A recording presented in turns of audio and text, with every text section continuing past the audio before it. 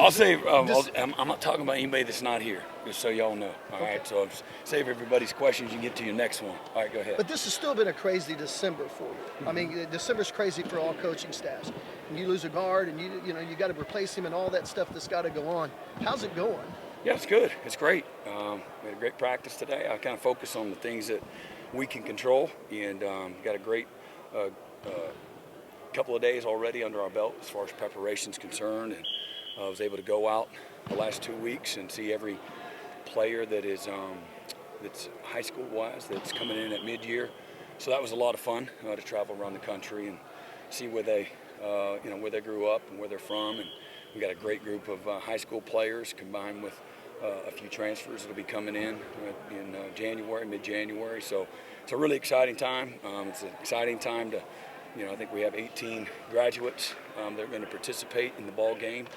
And so that was really cool. We have a few guys that are graduating today. We have a few guys that are still taking finals. And so helping the players finish strong in the classroom is what we've been doing academically, getting them prepared to have a great week and finishing their finals. And again, I think today was practice number 5 for us. We had a few practices the first week, a couple practices this last week, and then we'll go 5 straight days here in preparation for Arizona, and then let them off for a few days and then circle back and get here and head on down on the 24th. So again, got a lot of enthusiasm and energy, excitement, opportunity to win 11 games against a really good Arizona team.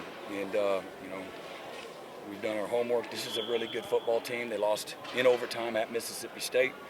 They lost in triple overtime to Southern Cal, and they lost by a touchdown to an undefeated 13-0 Washington team. And so that's their 3 losses. I think they have 8 players that have ever been to a bowl game. So they haven't been to, Arizona hasn't been to a bowl game since 17, but only 8 players on their roster. So they had 110, and they've got 102 guys that have never been to a bowl game. So they'll be excited and to be there. I think they have one gentleman that opted out, their left tackle, and otherwise up to this point, I think everybody on their depth chart will be in San Antonio. So great, it's a great venue. They run the game first class. I was in the game in 1998 and was back there again in 2007. And we're thrilled to be there and thrilled to go compete again with this team one last time. And got several new guys will be playing a bigger role, and that's exciting to me. And they got to learn how to play, and the way you learn how to play and improve and get better is by playing. So that's where we're focused, right now. Brent, this time last week, you didn't know if Danny was going to be back. Can you kind of take us through that back and forth process and the conversations you had with him? Yeah, I know he spoke about it. I think Steve, he's interviewed with y'all several times, and again, it's really exactly what they've said. I'm here to be a vessel and a piece, of the process when they see fit. These are life-changing kind of decisions. A lot goes into it. I'm here to help however I can. Here to support the guys and whatever they decide to do. And I think Danny's focused on all the things that he's already said. He's coming back, and Danny, as y'all know, when it's time to work, there's nobody that's more committed, and he knows he's got work to do. He's trying to improve his opportunity. You get one opportunity to go to the NFL, the toughest league on the planet, and so you don't want to go kind of prepared. You wouldn't show up to a Saturday game if you didn't practice on Monday and Tuesday. You got to put all the work in, be as prepared as you can possibly be, and I think that's amongst other reasons. He wants to, finish college. He wants to have, his degree in hand. He wants to be a senior. He wants to lead and help us transition going to the SEC. Like I said, I want to speak for him. I know he has spoken, and we're excited to have him back, and we're committed to helping him every step of the way, giving him an opportunity to, to continue to get better. And that's the thing that I love about Danny. He's hungry. He's never satisfied. He recognizes where he wants to make some improvement, and he'll be committed to do so. But he's a leader. There's an emotional part of him that other guys can step up, and they will when that day comes. But he brings a lot to the table. Brent, it's not just Danny, Billy, DeJohn, yeah. Jacob, Ethan. What does that mean to have all those guys coming back with the year you're going to have now? Well, my experience has been, and the older you are, the more you've played, the better you play, and guys that are playing that fourth or that fifth or that sixth year, they just play more consistently. Their focus is a little different. They don't get as distracted. These guys are coming back and they're focused on mission, the mission of this program, and certainly on the team and then themselves. And so it's a very committed group of guys. Again, Ethan, DT, Lacey, Billy, Danny, amongst others. That's a great group of guys. They're incredibly committed. They love the locker room. They love each other. They love to compete, and they like to work. And that's a great recipe. So transitioning-wise, we have some, good. All three levels have a good deal of experience coming back, and again, with the guys with the right leadership and the right focus. Brent, you talk about recruiting. I know obviously you've been recruiting to the SEC since you got here, but how different is that dynamic when you're recruiting to that league to me, and coming up with that first official? So again, you always want to play. You want great competitive depth. You want to be strong and physical. That's the name of the game. So it's not the SEC are those things. There's great skill. There's great depth. The lines of scrimmage are a real thing.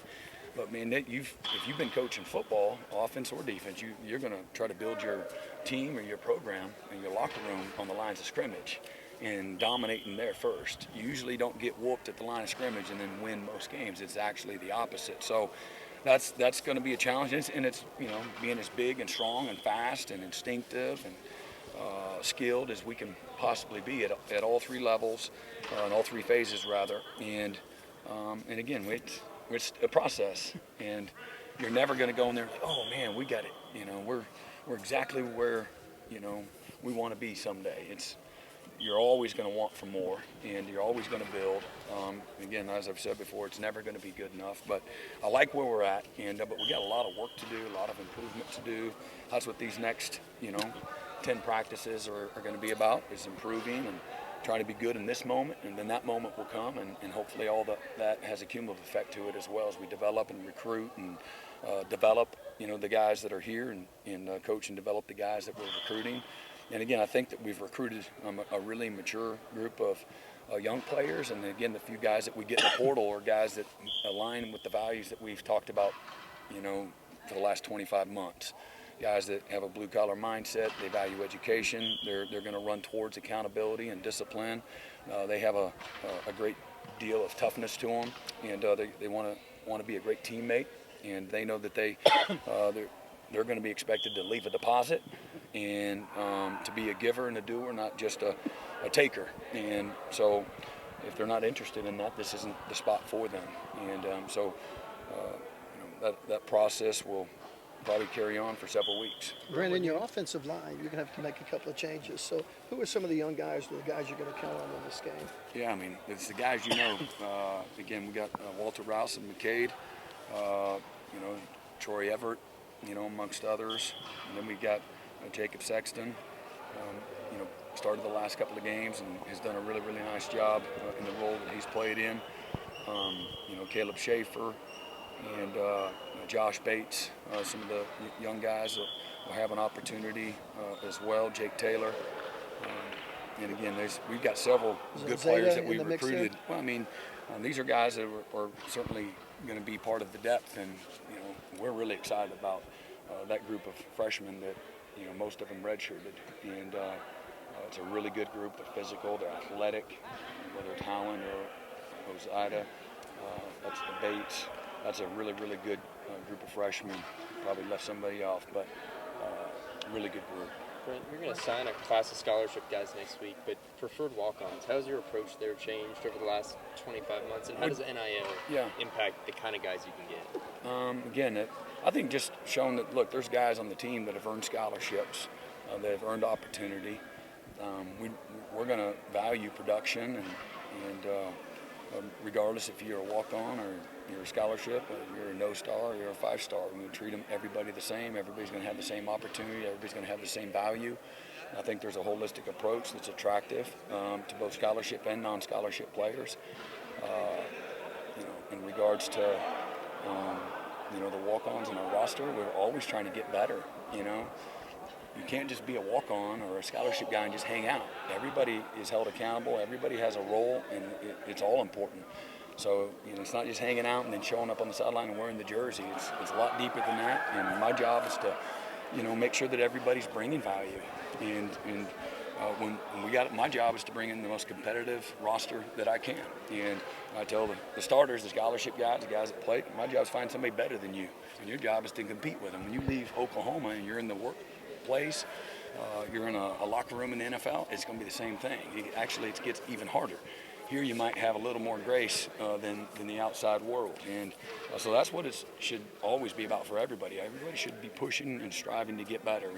And so I'm constantly evaluating that too. Guys that are here already, guys that we're bringing in, are these guys that are going to be hungry, self-driven, self-motivated, ambitious, got something to prove? Are they going to bring value? And then once they're here, are they going to sustain that? And when guys relax and put one hand on the wheel and take things for granted and get complacent and feel entitled, then sometimes it needs to. Guys need a fresh start, and so there is no coach and there's no player that's entitled to be here. This is Oklahoma, and so we should all have a great appreciation and respect for our opportunity to be here. It's a special place. Does NIL and the ability to cover academic things or whatever you guys can help in terms of the quality of the players? Yeah, you gotta earn everything. So I'm sure anytime you can have more money in your pocket. I took out student loans. That was my NIL. I got a scholarship. My mom couldn't give me any money, so I took out student loans and paid them back till I was 37 years old. That was my NIL. So having some money in your pocket helps in every way. People have cars. They got to pay insurance. Maybe you got to help out at home. You need stuff. So again, NIL is a great space. Take advantage of it the best you can, but not get distracted by it, and know that the real return on investment, ROI, is getting my degree, becoming a strong man, having a great college experience, learning, what facing adversity looks like, and being a part of a team, and creating value for yourself, and again, make it networking, and so obviously our sole mission does all those things. That's part of NIL. It's financial literacy, it's career development. We had 38 companies from around the country here, a week ago. And our guys have an opportunity to network and create opportunities through the University of Oklahoma, and to be able to create, a pathway, carve a path for what they want the rest of their life to look like. Because the game don't last long. And again, this is a short period of their life. And really, in a vapor, it's all gone. And so, to me, becoming, a strong competitor, a leader, again, a great husband and father, leader, all those things, you're acquiring a tool belt here that's going to help you for the rest of your life. There's got to be an eternal mindset to all of it. And so that's all part of the NIL, and I think it's very attractive, whether you're going you're taking guys to Hawaii over spring break, or going to, Johannesburg and Rio de Janeiro in May. Or again, last spring we had 44 players do paid micro internships, making money but earning it. Like, you got to take time. Money doesn't just fall out of the sky, man. This is it takes what it takes, it costs what it takes, and you got to pay a price for it. And so these guys, our job is to help them mature and learn to fight for everything that they're going to get. And as I told them today, I've had to earn everything I've been given in my life. And I've been a great example of loyalty, patience, of doing the uncommon thing, not taking the, whether it's the interview or the better title or more money, and try to be great where I'm at and have a great self-awareness. And so if that's, hey, I'm not ready to be a head coach at 27, 28 years old, no thanks but no thanks. It'll happen on down the road, or, when I've had opportunities for, generational wealth, that's good for some, but it wasn't good for me at the time. And don't screw up happy. Be great where you're at. The grass is greener where you're watering it, and your life will be favored. To me, if you keep your head down, you bring value. You have a sense of thankfulness and appreciation for whatever opportunities you got, and you always keep the mindset of, I'm not entitled to anything. I'm going to get what I earn, and sometimes that's anti-world thinking, and that's okay. That's just my opinion on again what it should look like, and I've lived a favored life, as a result of that. Brent, how do you guys balance, a more traditional model of developing young players and seeing how they improve over the course of years, and always having an eye on the future versus with the transfer portal now you can just remake your team almost overnight? Yeah. Like, what kind of conversations do you all have about that? Well, just stick to, your values that are relational as opposed to transactional. And there is a roster, fluidity that is a real thing. And so we've got to always be prepared. The portal allows you, we've benefited from the portal, more often than not. We've benefited from guys that are starters where they're leaving. They've left rosters where they're starters and having good careers. So I'd be a hypocrite if I said it's bad. And what I like about college football, what the game gives you, it teaches you to have some stick-to-itness. This is opposite of that in some ways. If things aren't going your way, everybody's free to just pack up and roll down the road, and that's cool. Everybody has an opportunity to do that. And so I want to create a connected, healthy environment that is way beyond the X's and the O's and tackling and catching and blocking. And that's who I've been since the day I got here. I've lived a career that way, and so I'm not going to change in that regard. So we try to do a good job of conveying that and living that and being about it, and nurturing again the concept of team and family, and again holistic development. And the game is going to end shortly, and for all these guys. So to me, that's just continued to be who we've been. How do you convince younger players to stick to it and be in it for the long haul? When you recruit the right guys, they got the right stuff. They're not expecting something for nothing. So you try to filter that in the recruiting process. Look at their network, their whatever village they have, and what their support system looks like, and make sure that they have a clear vision. How difficult this would be, the hardest thing you've ever done in your life. If you're not ready for that, this ain't the spot. This is going to be the hardest thing you've ever done in your life, but it's going to be worth it. And this is a developmental game. The more you play, the better you get. What were you like as a freshman? What were you like? How old are you now? I turn 30 tomorrow. 30 tomorrow. Happy birthday. Thank you. How you think? So we promote that. There is opportunity. We're trying to get everybody ready to play. We're not trying to redshirt nobody. And you either show that you need a little more development, or you don't. But just because it's not about where you start, it's always about where you finish. And so you constantly stay connected. Just the talk I'm having now is the talk that we, that's just who we are. That's our environment. And then I'm only one person. The coach has got to do a great job of constantly educating and nurturing growth and development, improvement, the hard work, again, the ability to persevere. That's things that come easy don't last long, period. And there aren't no shortcuts. And so guys are looking for a hole in the fence. I'm gonna help them, get over the fence. And we don't really have that problem. And I think again, whatever guys numbers in the portal, I think 7 of them were seniors. We weren't counting on them coming back, and some of them chose to go play. I think that's great. I think that's a wonderful thing. And I say, play the game as long as you can.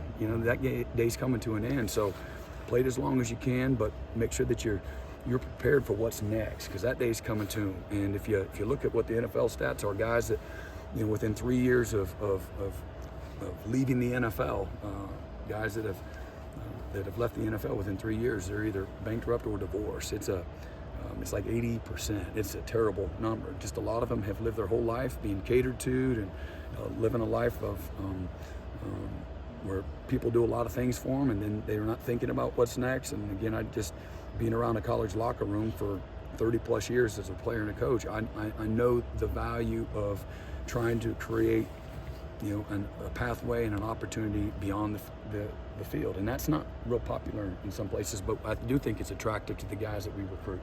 And so we find families that are looking for a little more than just ball. And I love ball.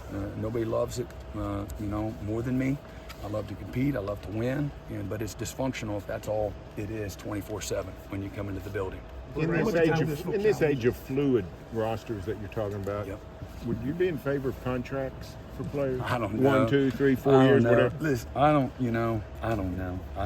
I just, there's pluses and minuses to all of it. There needs to at some point in time, there's going to be something that's equitable. Players going to get, everything that they deserve because they're not getting it right now. And, that day's coming. I know that. And when it does, things will probably, to some degree, there'd be a little more equitable for everybody that's competing within the same rules. And whether there's 2 different divisions in college football, those things are all probably very real. The toothpaste is out of the tube, and they're going to need to do something to give a little better guardrails for everybody, players and coaches alike. There's some aspects of how this is going, the timeliness, it's very difficult. If you look at the NFL model, the NFL, they don't have free agency before the Super Bowl, right? They, until the season's over, free agency, can you imagine the playoffs and free agency's going on?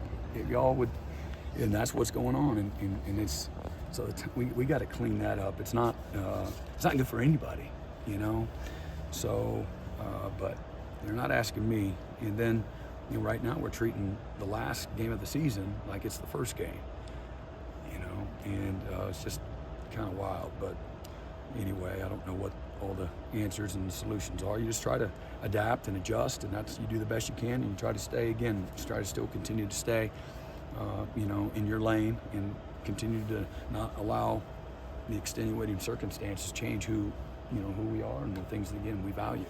How much of a challenge is it to go into a bowl game with new offensive coordinators and a new starting quarterback? 2 most important positions in the offense. You say challenge, I just look at opportunity. And so it's better now to kind of work through all that than next year when we get baptized going into the SEC. So, no, it's exciting. I'm excited to see. There's some newness to it. There's you have a small amount of time. In a perfect world, you have more time, but that's just not where college football. We're not the only team. It's across the country, so we'll adjust and adapt. And the guys are, again, I know the coaches are excited, the players are excited, and there's some newness to it. And again, just an opportunity to go out and play another game together. Brent, there's one guy that's said that he's going to go in the portal. I don't know if he's in there officially yet. It's Tawi. I know he's been practicing too. I guess what's his status? Is he somebody that could come back? Again, you'd have to ask him. Certainly, he'll be.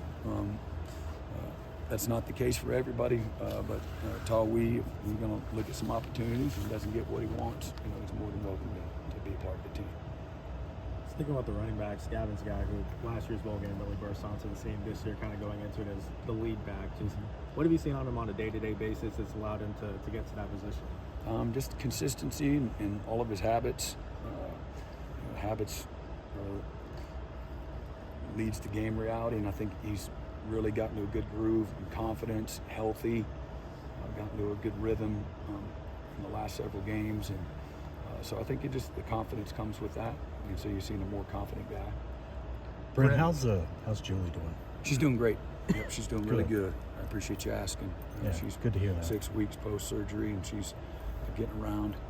She's doing a lot better. Thank you. Good. This is not why you hired Seth, but how cool is it that he's got the OU lineage that goes back 3 decades before he ever got here? Yeah, no, you see me grinning. I think it's kind of another reason. It's not the reason. I would never. It's not my responsibility. Let me find the guys that have OU lineage to hire him. I know you don't know, or you're not saying that, but he's incredibly qualified. But it is super cool for me. He's one of my. I just had such admiration and respect when he was here as a player, and I got him. I'm like, that's what I want my kid to be. That's what I want my linebackers to be, and that's what a captain should be. A guy that loves it, loves to compete, shows up every day with appreciation, the toughness that you want the game to represent.